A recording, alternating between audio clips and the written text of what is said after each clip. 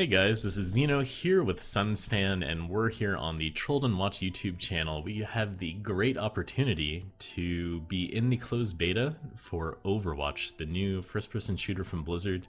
And we've been playing it for a few days now, and I have to say it's been a lot of fun, but we've taken the time to kind of go through and make a list of things we really love about the game.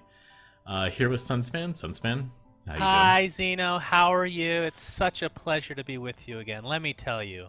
Alright, so going to the love side, number 10 has a very clean and easy UI that helps players, and this is something that Blizzard has always been really good at, and coming from other genres or other games made by other companies. I feel like if you're a Blizzard fanboy and you've only played Blizzard games, it's something that you may take for granted, I guess. But for us, since we play pretty much every game, it's a real pleasure to navigate in the menu. I mean, it may seem like a small thing, but it's actually a pretty big deal.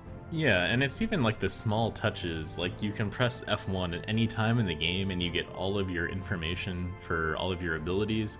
And one really cool thing that I think is a good feature for like newer players is when you're on your like the hero picking screen, it'll dynamically tell you like, oh, your team has too many snipers, or your team doesn't have enough tanks, or doesn't have a healer.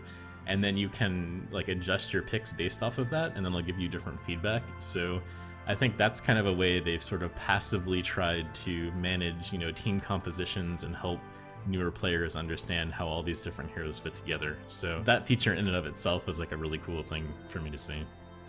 At number 9, we have very unique heroes in this game. And I know kind of when I first heard about Overwatch, it was sort of, oh, that looks a lot like Team Fortress 2. And to some degree, Nobody thought you that. do see some similarities with some of the classes and how it plays, and even some of the style of the game. But you have so many different options from the hero choosing standpoint, and then you also get to see how they've pulled some of these heroes and some of the abilities from different game genres as well. You can see definitely a lot of parallels with some of the MOBA games that you might have been playing.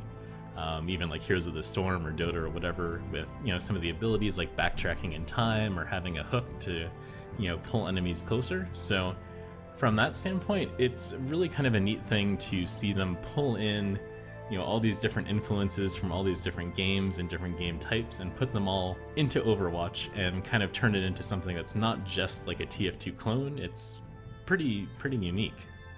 And then number 8, we got team communication is back. And this is super important for FPS. And the reason we even bring this up is the fact that in Heroes of the Storm, they kind of got rid of communication. Like, you couldn't even talk to the enemy team until the end of the game, I think. No, you can't even do that anymore. Oh, you can't even do that? Oh my. So that's a very toxic community. But for this game, you have in-game voice. You can talk to the enemy team. You can talk to your team, obviously, through text. And considering how much coordination is needed in the FPS game, I think it's definitely a good sign for this game. It kind of goes back to what we're talking about with that deathmatch feel. Like, the way to get away from that is to allow you guys, as a team, to actually talk, actually communicate easily, and sort of be able to work together as a team. So I think not kind of shying away from that, even though it could lead to more toxic behavior, is really an important thing. On number 7, it is super easy to feel like a total badass when you're playing this game. You have so many cool abilities, and then all the different heroes get an ultimate ability, and pretty much every single one feels like it's like a game-breaking awesome moment for you, and you just go in and you get frags, and you can have giant dragons going across the entire map, and rocket barrages and all this crazy stuff. And you can really do a lot of things that make you feel like you're super good and super cool when playing this game. And I think that's just like a fun thing to have. Number 6, player movement. So for me and Zeno, who are just really old, we can really appreciate the strafing and crouching, which is pretty much immediate. Brings us back to the, I wonder if we're really dating ourselves here, but brings us back to the Unreal days, the Quake days, where deathmatch FPS was pretty much the games or the genre to play. It's kind of a blast from the past. Yeah, I agree, and I think like having that instant feedback when you're playing, again, gives you that sense of control, and also adds to the pace of the game. When you're strafing back and forth super quick, and the crouch is also really like an instant thing in the game, like getting that feeling of instant feedback, like everything you do is like precisely tuned. Again, and maybe that adds like a little bit of that deathmatch feel too, where you just feel like you really want to run around and blast everyone. But I think overall that's a really big plus for the game, that it doesn't feel like you're rolling around on ice skates all the time like you do in some games. So I think that's a big plus. And for number 5 is just how absolutely amazing all of the maps and all of the heroes feel from a model standpoint, and they really have a lot of personality too.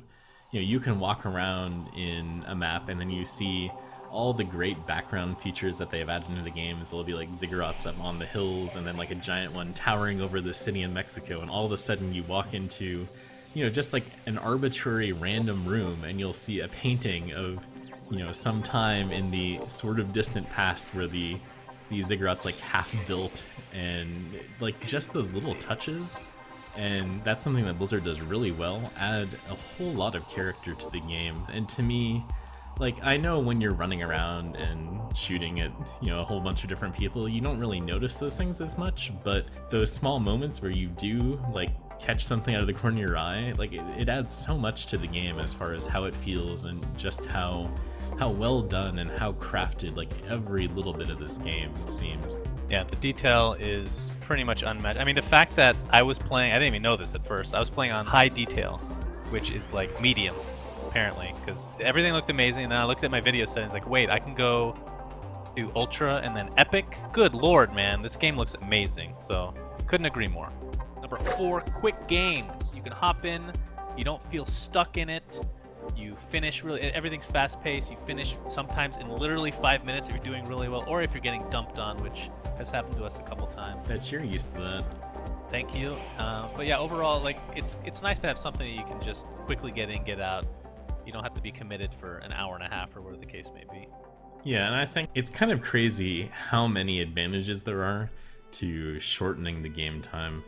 I think one, it makes it more accessible to people. You don't have to feel like you're committing to something that can go for 40 to 70 minutes. So it makes it super easy for someone to go take a quick break from whatever they're doing and just hop right in. And you've seen Blizzard really deliberately hammer this point with like every game they've made recently.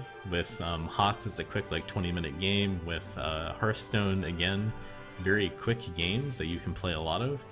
And then like if you're having a crappy game, again, like it's like, well, so what? It's over in 10 minutes. It's not that big of a deal. So I think the decision to go to that shorter game time really is just, there's not that many downsides to it, and you gain so very much that it makes it a lot more fun to play. Anyways, on number 3 is that there is a lot of action all the time. In any first-person shooter, like the best possible thing you can do is you can go up against another player and know that they're playing the game and just completely destroy them and know that you've killed them. And you get to do that a lot in Overwatch. There's lots of kills, and once you die, if there's lots of kills, obviously that means that someone else has to die, but they offset that by allowing you to respawn pretty quickly and get right back into the battle. So it turns out to work pretty well, and again, just the feeling of racking up those kills is sort of a nice feeling to have in any FPS game. Yeah, I mean, the text that comes up saying your kill streak takes up literally the whole screen. I mean, it's kind of annoying, but at the same time, you feel great about it. Like, I deserve this spam on my screen, let me tell you.